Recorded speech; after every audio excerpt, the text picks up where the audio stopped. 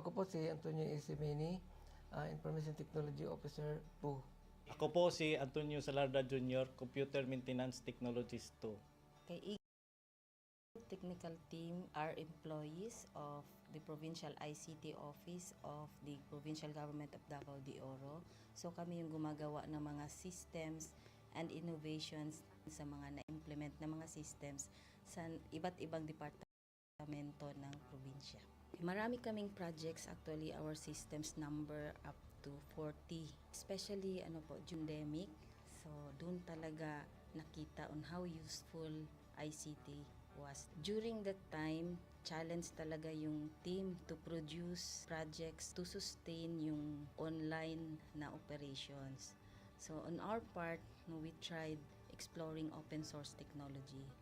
Tapos marami kaming ina-explore na networks. So first yung system is yung CallDedoc. It's a teleconsulting system na na-implement during the COVID. When the OPD services, yung outpatient department services were stopped, nag-resort to teleconsulting. Another project mentioned is yung COVID testing information system. So just like any typical molecular laboratory na systems, ito ay data bank ng mga specimens na tinitest, tapos nagbibigay yung system ng result ng mga test. During pandemic, nagamit talaga siya kasi kailangan validated yung result, so QR coded yung aming test result.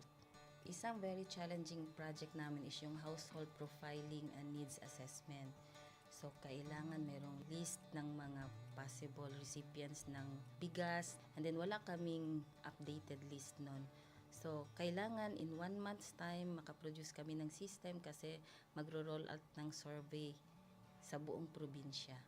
Nag-try akong mag-tap sa isang UN organization, yung UNDP.